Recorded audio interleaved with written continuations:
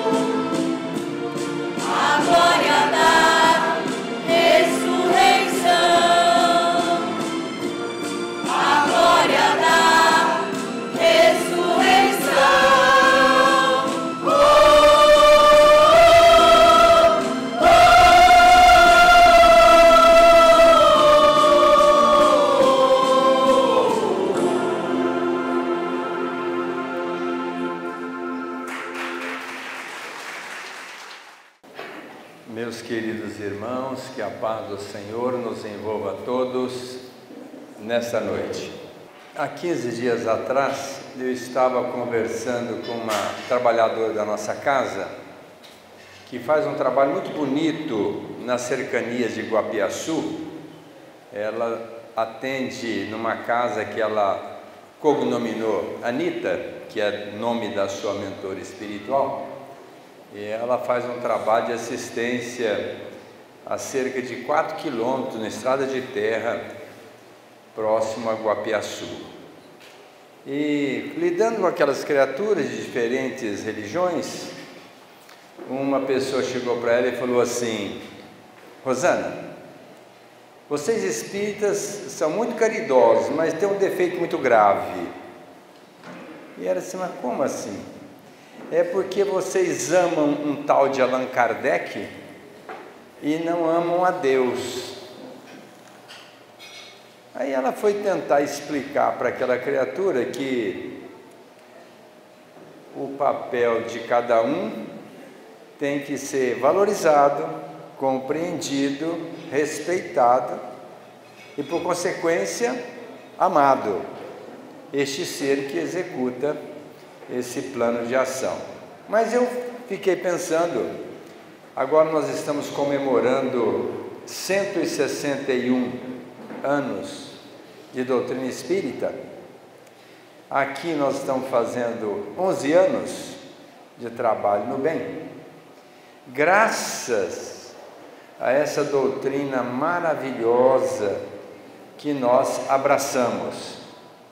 E se a temos entre nós, é graças ao nosso insigne Hippolyte Léon Denisard Ribeiro, que foi o grande espírito chamado pelo Mestre Jesus no plano espiritual, quando da proposta que Jesus tinha de trazer a doutrina espírita para nós, no cumprimento de uma proposta, de uma promessa que ele fez há 2000 anos atrás, quando esteve entre nós. Se me amais, guardai os mandamentos, eu rogarei ao Pai, e Ele vos enviará um outro Consolador, que é o Espírito da Verdade, que vos revelará muitas coisas que eu não vos posso revelar agora, bem como recordará muitas coisas que eu vos tenho dito. Talvez uma das maiores mensagens do Cristo enfatizando a reencarnação. Porque se ele não podia revelar naquele exato momento, é porque aquelas pessoas não tinham maturidade. E se viria fazer uma nova orientação, dar novos enfoques para essas mesmas criaturas no porvir, onde elas estariam se não reencarnadas aqui na Terra? Mas para cumprir esse desiderato, Jesus chamou João Hus, que era um dissidente da Igreja Católica, mas era uma grande alma, que pugnava pela retidão, pelo caráter, pela moral, acima de tudo pela essência da doutrina do Cristo. E ele nasce, João Hus, aqui na França, em Lyon, em 3 de outubro de 1804, e recebe o nome, logicamente francês, Hippolyte Léon Denisard Ribeiro. Mas ele era praticamente chamado de professor Ribeiro. Por quê? Menino ainda, sempre foi muito voltado para o estudo, e sempre buscando travar contato com informes novos, até que, por orientação da família, ele foi para Suíça, no Instituto de Verdun, que era dirigido pelo nosso Pestalozzi. Pestalozzi foi um dos maiores pedagogos do mundo, e quando ele começou, era cuidando de 50 crianças pobres, abandonadas, e com a proposta de educá-las sem violência, porque naquela época as crianças eram ensinadas, educadas, entre aspas, sob o peso de chicote, de palmatória de agressão. E ele reuniu aquelas crianças e começou a assisti-las com muito amor, procurando educá-las. Mas como ele era pobre, não conseguiu levar adiante esse intento, ele dissolveu aquela escola e continuou os seus estudos, até que o governo, entendendo a grandeza daquele homem, do seu propósito, lhe deu uma assessoria, e ele trouxe novamente 80 crianças para dar continuidade ao seu projeto. E ele, Pestalozzi, ditou obras pedagógicas para o mundo inteiro, e quem é professor aqui sabe do que eu estou falando. Muitas escolas no Brasil seguiram a orientação deste homem, e foi exatamente o mestre do nosso Allan Kardec. O professor Rivaio, naquela época, escreveu 22 obras pedagógicas também, e ele falava nada menos do que 6 idiomas. conhecia até outros, mas fluentemente dominava 6 línguas. De tal forma que foi, entre aspas, o braço direito de Pestalozzi. E depois veio para a sua cidade, veio para a França, veio para Paris, e ali ele começou a fazer um trabalho de educação. E como era um homem de ciência, um grande amigo, Fortier, o chamou e disse assim: professor, você tem uma tarefa muito grande que eu estou lhe dando, mas qual é? Você analisar os fenômenos que estão acontecendo aqui na Europa e até mesmo nos Estados Unidos, como no caso na cidade de Hydesville. Eu disse, mas que fenômenos? Sim, as mesas se elevam, algumas cestinhas com uma caneta na ponta escrevem mensagens maravilhosas,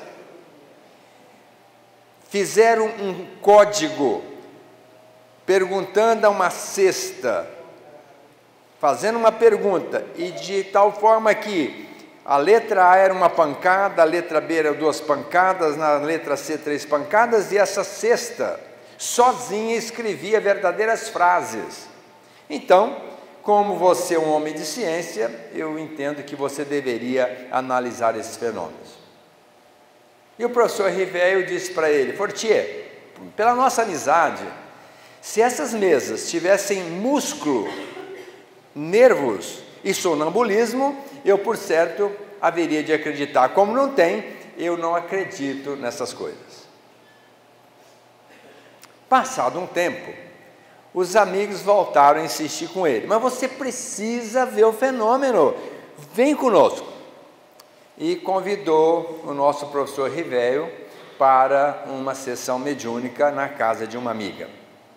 E lá, ele percebendo que criaturas semi-analfabetas, pouco eruditas, tinham respostas muito inteligentes para as perguntas que eram feitas. E ele começou a ficar um pouco embasbacado com aquela situação. Mas percebeu que se tratava de uma seriedade que valeria a pena investir. E começou a submeter aquelas criaturas, os médiuns, as médiuns, a perguntas em diferentes línguas, para diferentes médiuns, e a resposta para as perguntas em diferentes línguas, para diferentes médiuns, era a mesma. E aí então ele percebeu que se tratava de algo transcendente. Porque muitos dos médiuns a quem ele se dirigiu numa língua totalmente desconhecida para aquele médium, alguém respondia através daquela criatura a mesma pergunta feita em outrora, com a mesma resposta. Então ele percebeu que havia uma seriedade nisso. Passado um tempo, um amigo chegou para ele e disse assim: bom, estou lhe entregando 50 cadernos com muitas anotações, para que você possa alinhá-las e publicá-las. E Kardec foi para casa, logicamente ainda com o nome de professor Rivello. Começou a estudar, alinhar aqueles informes, e de tal forma que ele foi participar de uma reunião mediúnica, e lá se comunicou um espírito que dizia que ele, professor Rivello, tinha um compromisso, uma missão de alinhar os conhecimentos que os espíritos iriam trazer para ele, constituindo uma verdade que muito iria contribuir para o avanço das criaturas aqui na Terra, a começar pela transformação intelectual e depois a transformação moral. E ele perguntou para o espírito: como é seu nome? Apenas me chame de Espírito Verdade. E num determinado dia, ele estava alinhando ali aqueles informes para colocá-los em códigos, de tal forma que pudessem ser inteligíveis, e de repente houve pancadas na parede. Ele chama Amélie Boudet, a sua esposa. Amélie, o que está acontecendo? Que barulho é esse? Não sei. professor? Assim ela o chamava. Não sei, mas vamos verificar. Escute, e as pancadas continuavam acontecendo, até que deixaram de acontecer, foram dormir, e num outro dia, participando de uma reunião mediúnica, então ele pergunta ao espírito que estava comunicando através de uma médium: você poderia me explicar a razão daquelas pancadas que aconteceram ontem na minha casa? Sim, foi o seu espírito amigo, Zéfiro, que foi seu companheiro de vida anterior, muito amigo seu, que resolveu auxiliá-lo nessa tarefa. E ele percebeu que em algumas questões você deveria retificá-las. Mas você pode então me perguntar para ele o que é que ele quer que eu faça? Não, ele está aqui, fale com ele.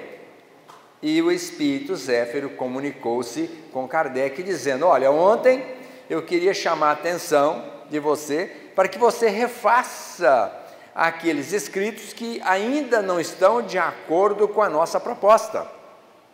Daí nós dizermos doutrina dos espíritos, que foi alinhada, analisada, codificada pelo professor Rivéio, que ao publicar o primeiro livro, Livro dos Espíritos, com 501 perguntas, no dia 18 de abril de 1857, quarta-feira passada, dia 18 de abril de 2018, então podemos dizer que a doutrina espírita comemorou o seu aniversário, 161º aniversário. Então, nós temos motivo para comemorar.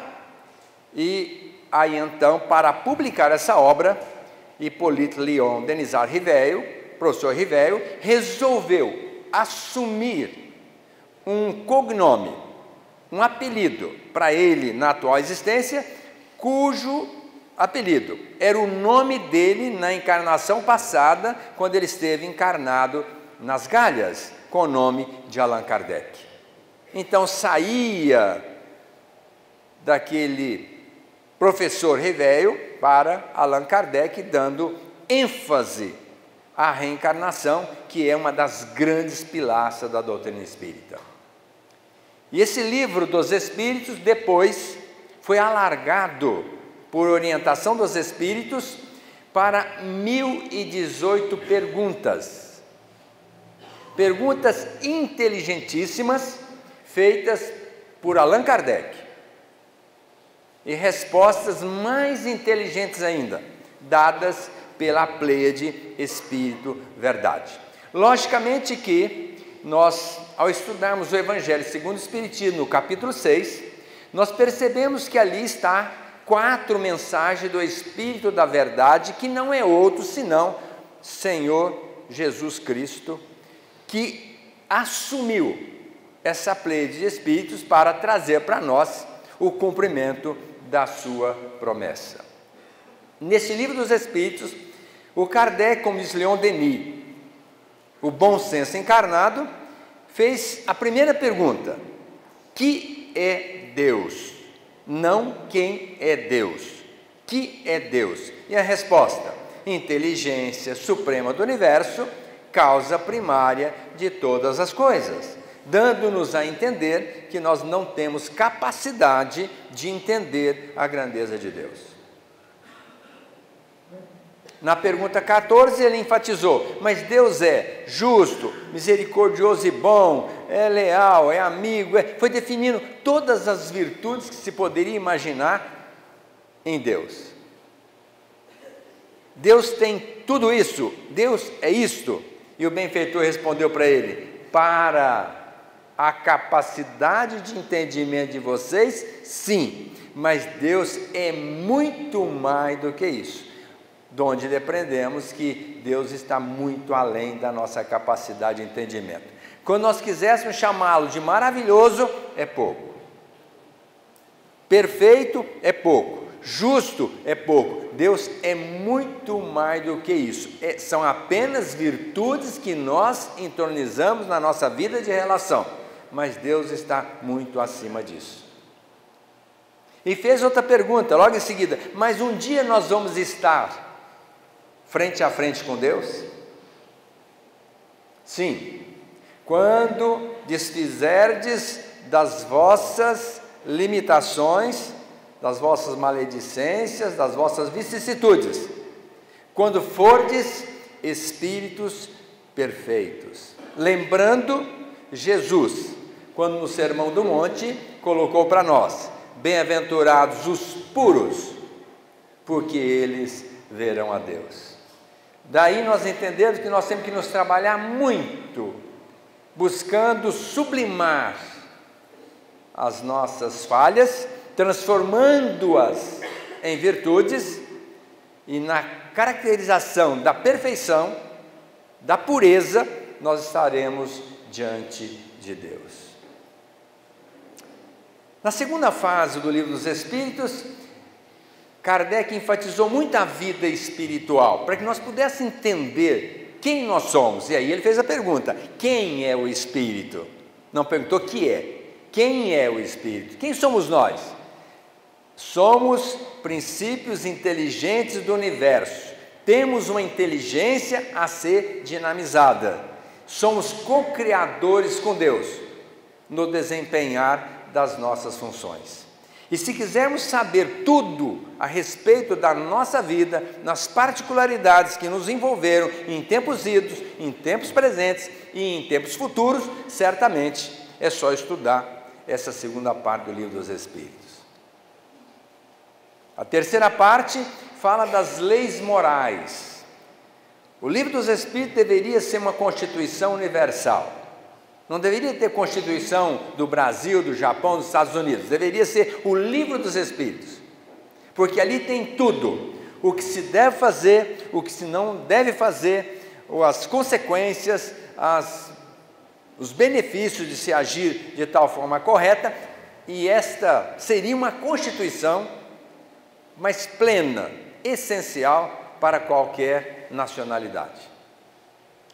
E nessa terceira parte, então, Kardec trava contato com os espíritos e vão estudar as leis que regem a nossa vida de relação. Ellen Van Bach, uma psicóloga americana, escreveu um livro muito bonito, Life Before Life, um livro que fala sobre a experiência dela junto aos seus pacientes, regredindo a memória desses pacientes, em número de 750 na publicação. Lógico que ela viveu mais de 10 anos depois, isso foi em 1979, ela veio a desencarnar em 1985, e ela analisou mais de 1000 pacientes. Mas nessa publicação, 81%, entendam, ela não é espírita, ela é uma psicóloga americana, fazendo regressão de memória com seus pacientes, que também não são espíritas. E na regressão de memória, eles disseram, em número, porcentagem, 81% deles participaram do processo reencarnatório. 19% não lembravam se tinham participado ou não, mas 81% asseveraram: nós participamos do nosso processo reencarnatório.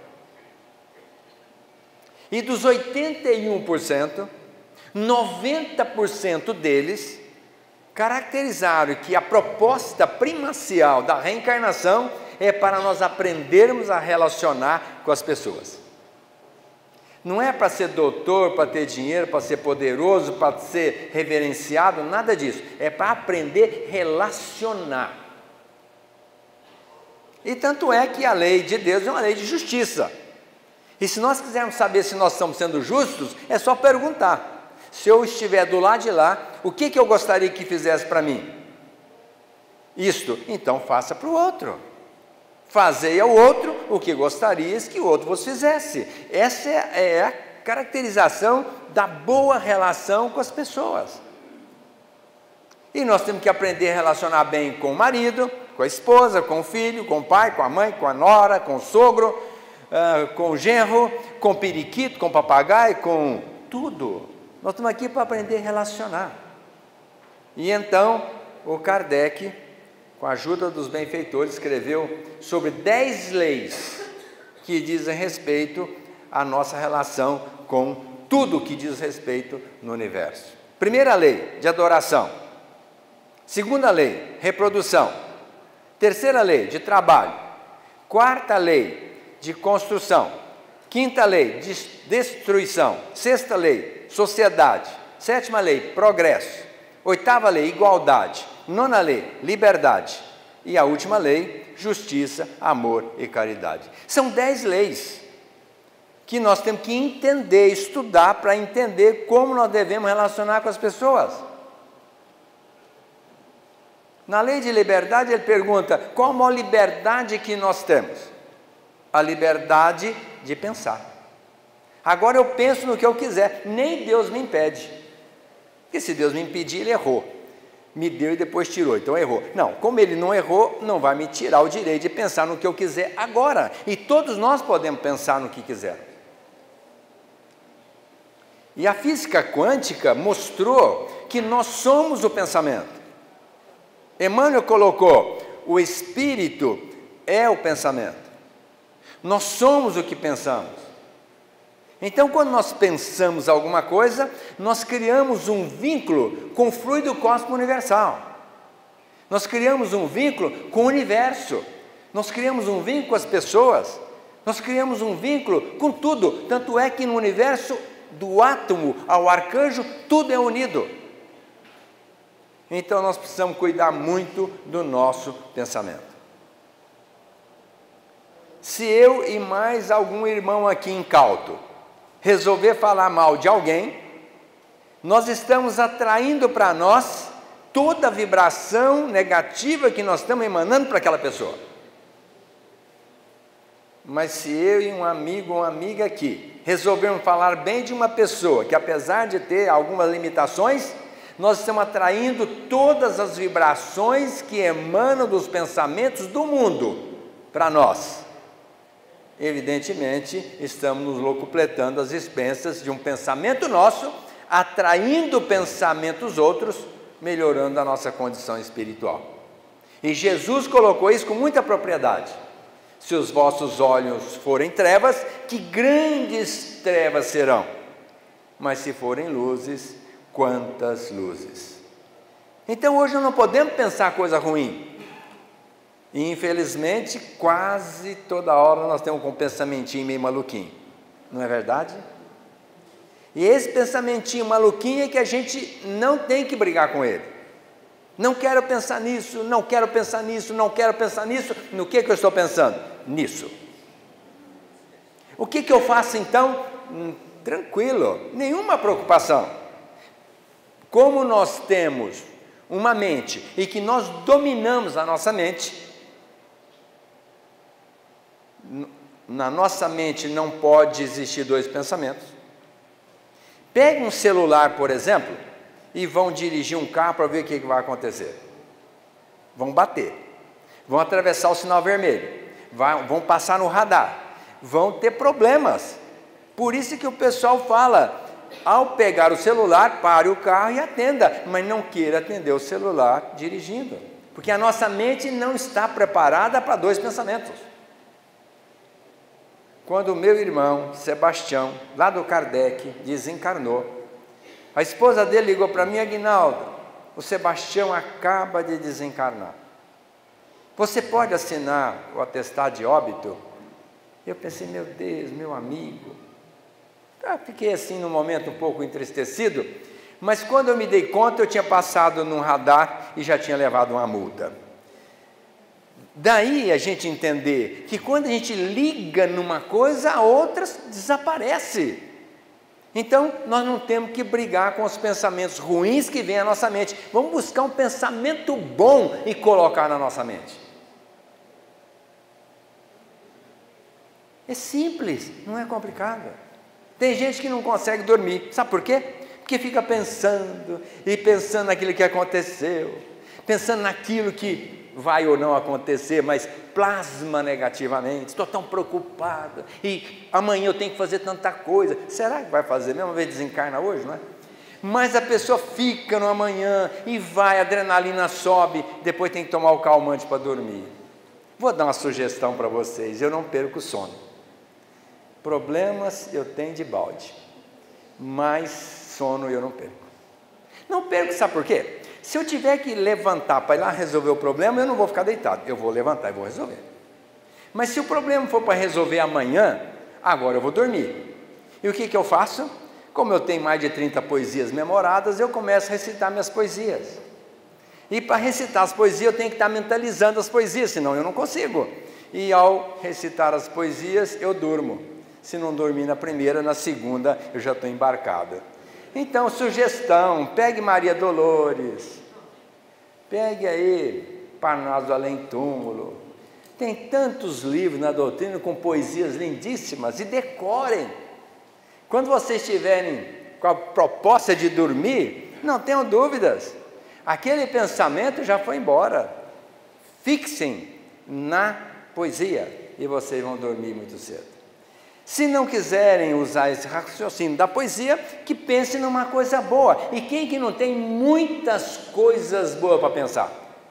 Todos nós temos mais coisas boas do que coisas ruins. Então, entronizem na mente os pensamentos bons.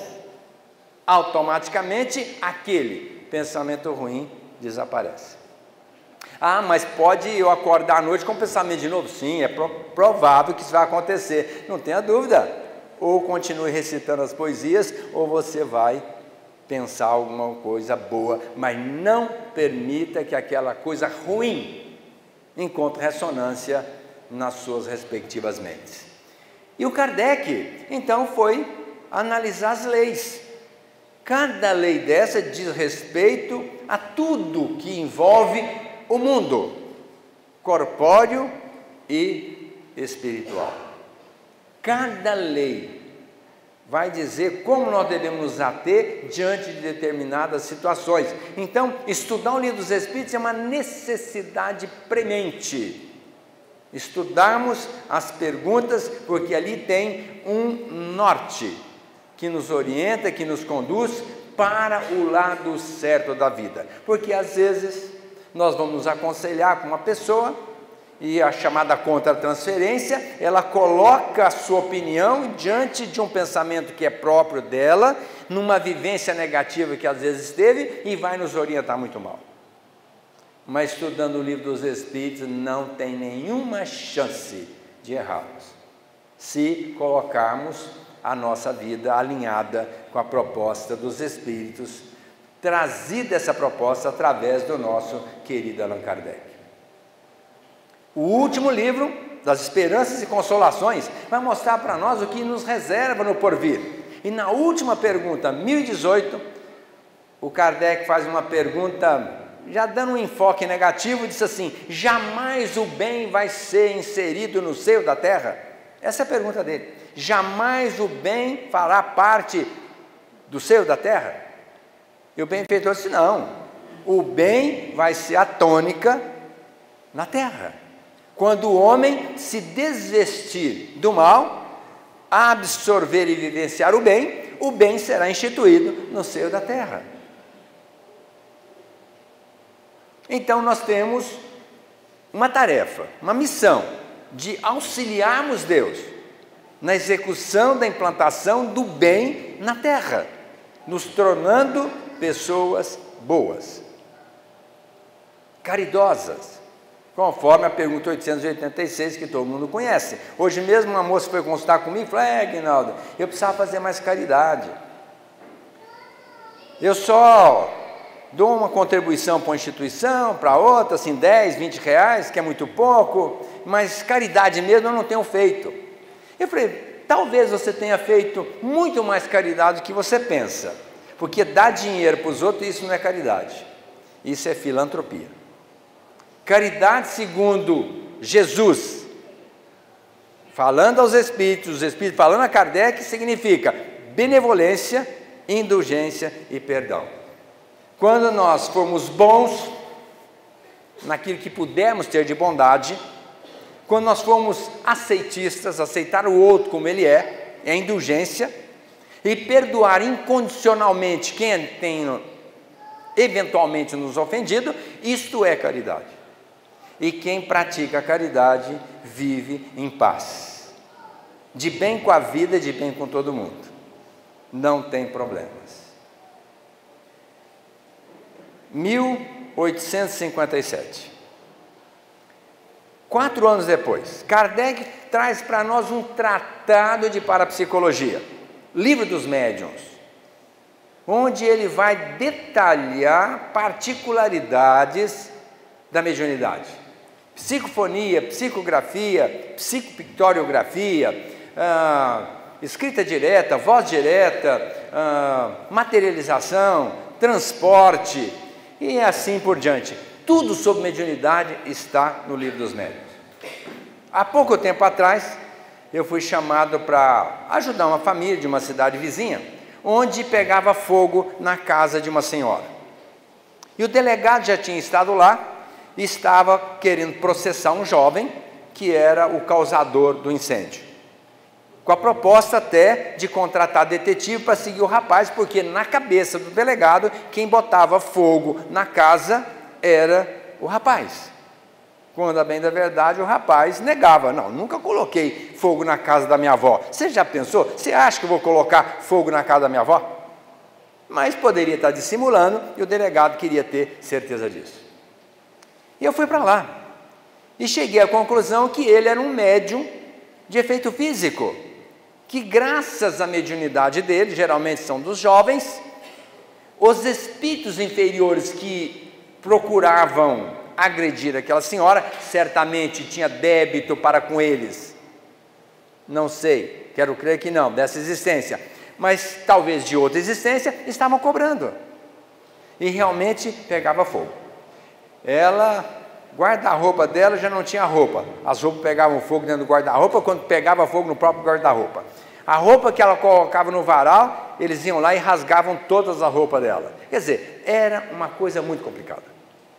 Eu cheguei lá e falei assim, primeiro, vamos tirar o rapaz daqui. No momento que ele não estiver presente, certamente vai ter mais dificuldade para os espíritos fazerem isso. Mas mesmo com a ausência dele, um pouco à distância, ainda acontecia alguns fenômenos.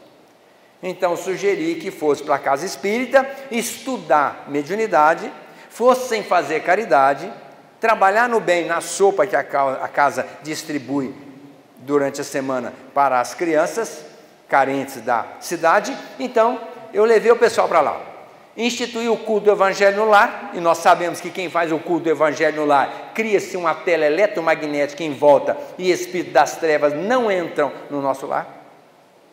Da importância do culto do Evangelho no lar. E depois de algum tempo, nunca mais pegou fogo em lugar nenhum. O rapaz continua frequentando o centro, hoje é médium, desenvolveu sua mediunidade e está trabalhando pela casa e pela causa. Então veja o que é importante estudar a doutrina espírita, conhecer a mediunidade, para não incorrer em profundos erros, como aquele delegado queria incriminá-lo por uma coisa que ele realmente não fez. Um pouco depois, 1861, 1864, 3 anos depois, Kardec reúne prédicas do Cristo para submetê-las à análise dos espíritos, para que nós não tivéssemos nenhum equívoco na interpretação da proposta de Jesus, quando ele disse assim: eu vim para que tenhais vida e vida em abundância. Não com abundância, em plenitude. Jesus foi muito enfático: eu vim para que tenhas vida e vida em abundância. Então daí a importância de nós conhecermos a proposta de Jesus, que para mim é o maior terapeuta, o maior psicólogo que eu já vi até hoje.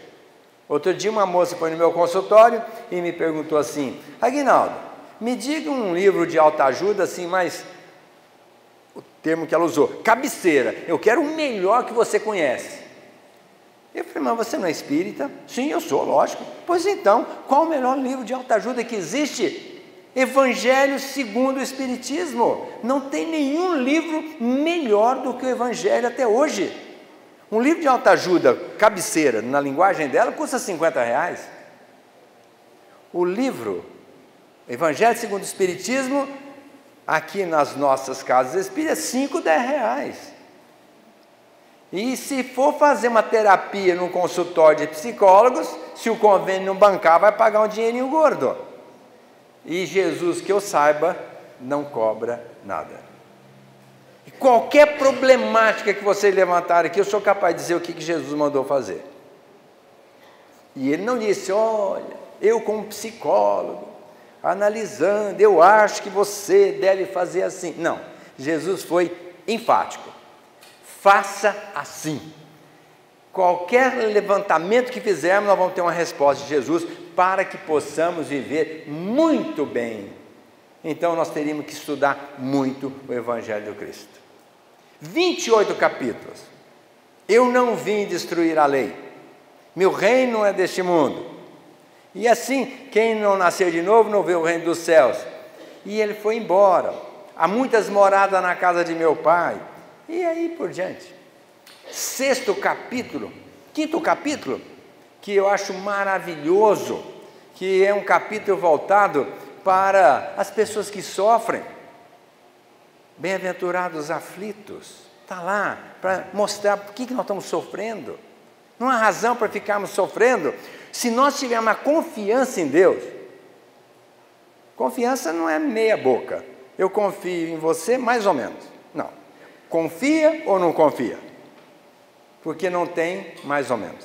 Então, quando nós confiarmos em Deus, saber que Ele é um Pai que nos ama de verdade, sem nenhuma restrição, tudo que vem de Deus é para o bem da gente.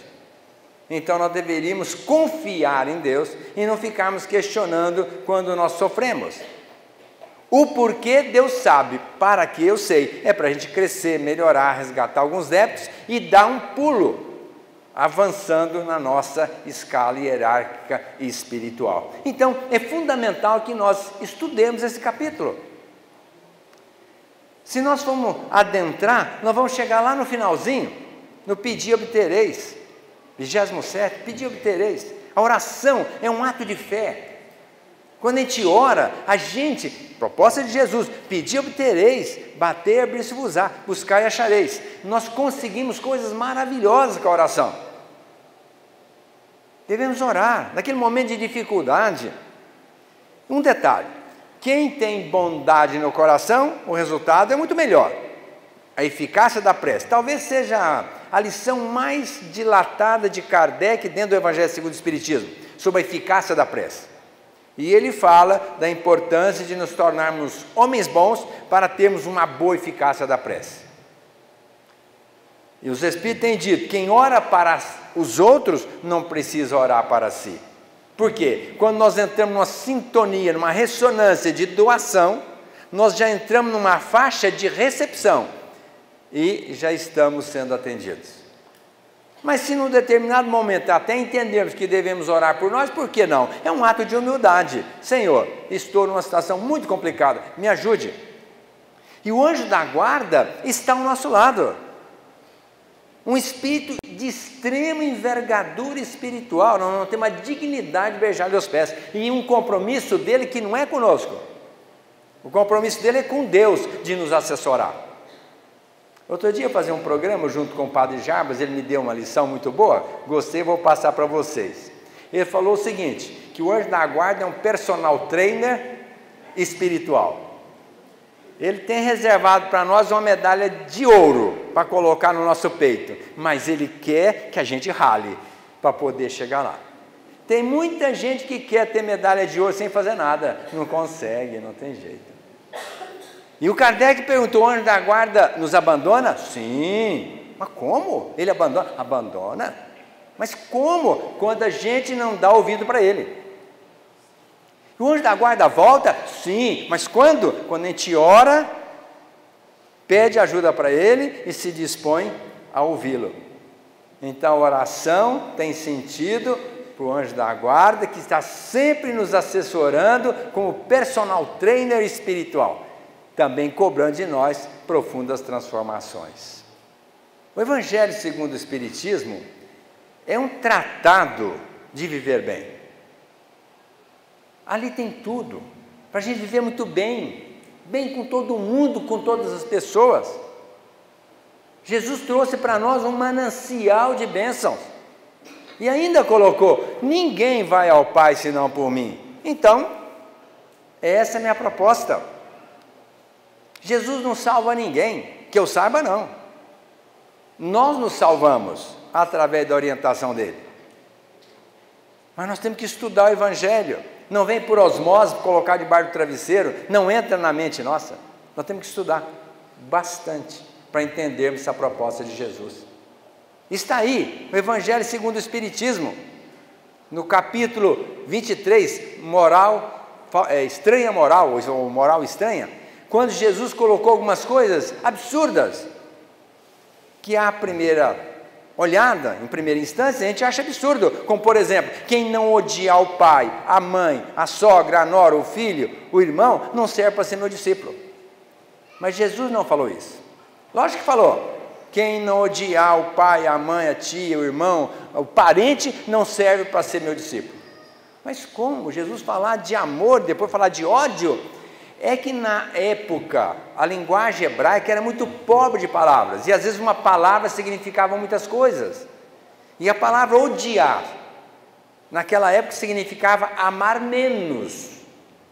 Então Jesus teria dito, quem não amar menos a esposa, o marido, o parente, não serve para ser meu discípulo. E eu também concordo com ele. Porque quem ama Jesus mais do que o parente, eu vou dizer, ama muito o parente. E quem ama o parente mais do que Jesus, ama muito pouco o parente.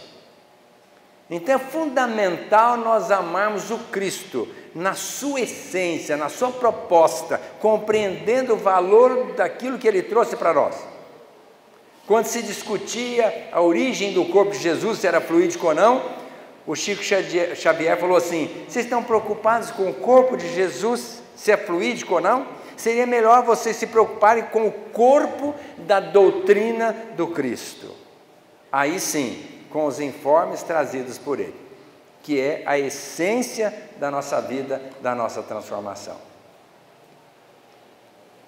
Logo em seguida, 3 anos depois, ele escreve uma outra obra, ou melhor dizendo, 1 ano depois, 1866, um livro que é muito pouco lido pelos espíritas.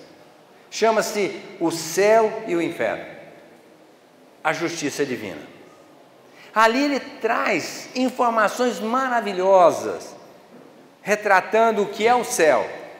Não é aquele lugar que está lá, como fala também do inferno, que não é aquele outro lugar onde as almas comprometidas possam estar e ficar ardendo num fogo eterno. Falou do purgatório, que é exatamente esse mundo que nós estamos vivendo, não só aqui, mas no mundo espiritual, expurgindo, tirando, acabando com as mazelas da nossa alma, limpando, extraindo a pureza, afastando as impurezas da nossa alma, o purgatório. Falou nesse livro de espíritos que vieram relatar, tendo uma conduta muito boa, o que eles encontraram lá de lá. Espíritos medianos, que tendo algumas condutas razoáveis, foram recebidos de uma certa forma. E até um me chamou a atenção, que dizia assim, eu era honesto aos olhos dos homens, mas não era honesto aos olhos de Deus. Então, quando eu achava que eu iria desencarnar, porque os homens me achavam um homem honesto, eu cheguei aqui e me dei conta que muitas atitudes minhas foram desonestas aos olhos de Deus. Uma jovem que falou da sua experiência, criaturas, olha, vale a pena estudar o céu e o inferno. Nós vamos nos identificar com alguma figura que está ali.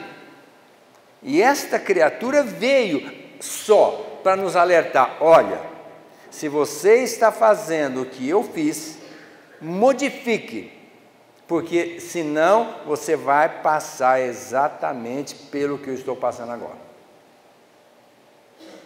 Na livraria tem céu e inferno? Vai acabar hoje, tenho certeza.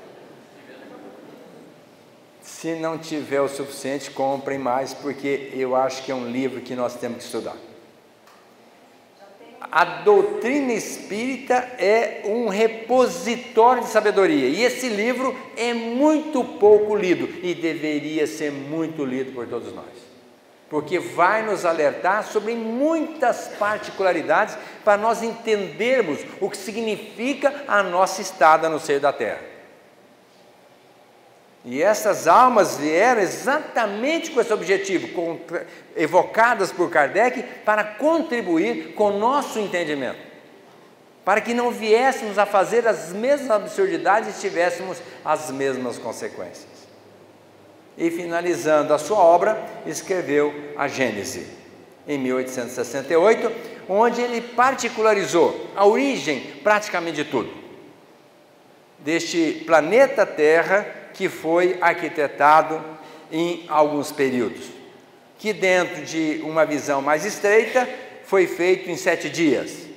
Cada dia Deus fez uma coisa, mas o Kardec colocou que esses dias significam períodos, em que o plano espiritual foi trabalhando para que a Terra tivesse condições de nos albergar na condição humana, para que viesse desempenhar as nossas atividades. Logicamente, passando pela água, na condição de seres unicelulares, multiplicando as nossas células, nos transformando em seres vegetais, para depois nos transformarmos em seres animais irracionais, e hoje sermos seres animais, racionais, entre aspas, humanos, para um dia sermos seres angélicos.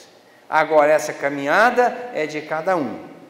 Deus não é bonzinho, que passa a mão na cabeça e diz: meu filho, eu sou Deus, está tudo certo, fique tranquilo que a auréola de santidade já está na sua cabeça. Não. Deus dá a oportunidade igual para todos nós. Agora, cada um vai ter que se justificar. A semeadura é livre, segundo Jesus, mas a colheita é certa. A cada um será dado de acordo com as suas obras. Então nós precisamos estabelecer um programa de realização, porque o Chico nos colocou 2 coisas, matematicamente todos nós vamos nos arrepender do tempo perdido e do bem que nós deixamos de fazer. Então nós temos que começar a pensar o que nós estamos fazendo na nossa vida. Se nós estamos deixando passar em branco algum tempo ocioso, ou se nós estamos deixando de fazer um bem que nós poderíamos fazê-lo. Recentemente uma senhora me procurou e falou: Aguinaldo, você pode operar a minha empregada?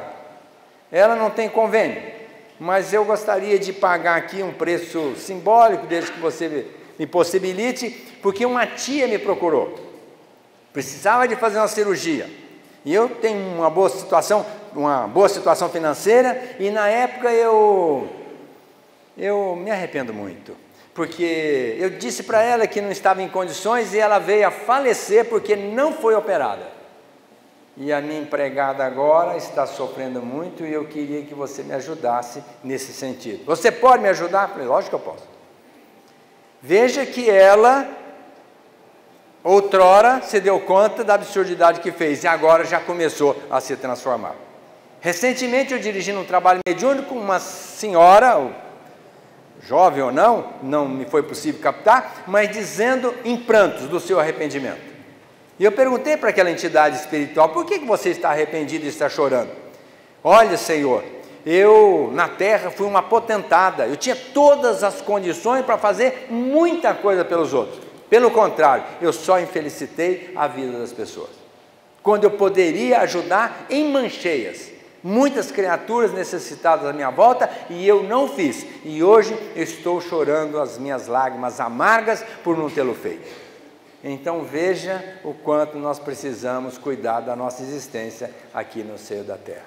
E neste livro, a Gênese, Jesus falou para nós, através dos benfeitores, da Gênese, por exemplo, do milagre que ele fez, Jesus. Não na nossa concepção de milagre, porque às vezes a gente acha que Jesus fez milagre e não fez. Lógico que fez. Jesus devolveu a vida para a pessoa, ele devolveu a visão, devolveu a hegemonia física, a homeostase psíquica. Como é que Jesus não fez milagre? Não. Ele simplesmente usou leis que nós desconhecemos, que para nós foi um verdadeiro milagre. Mas ele colocou logo em seguida: podeis fazer tudo isso, e mais ainda, logicamente, quando nós estivermos de posse do conhecimento dessas leis. E conhecendo a lei e executando o plano, logicamente, não vai mais haver milagre, é apenas um uso devido com o conhecimento dessa lei. E lá está Kardec retratando muito bem a origem dos milagres.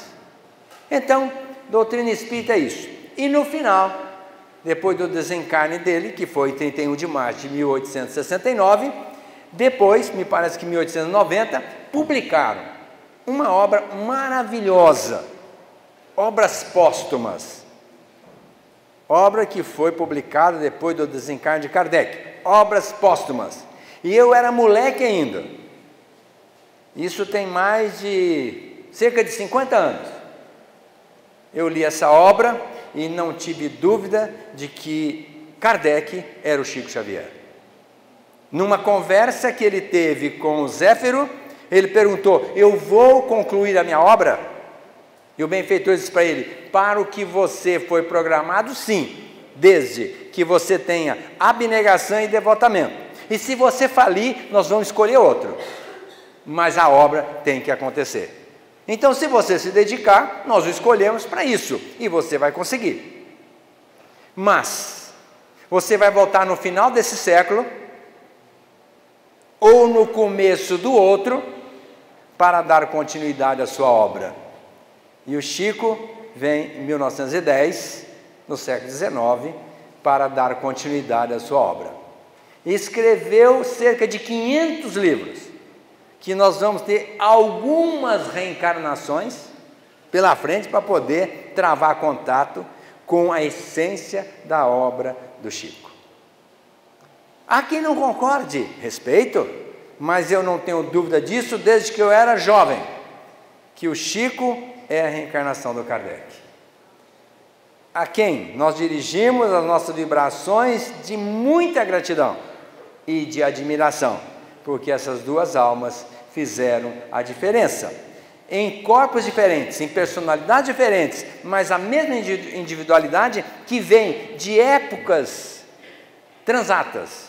Imagino um discípulo de Jesus que veio dar continuidade à proposta do Cristo, no cumprimento daquela promessa de trazer para nós o Consolador prometido.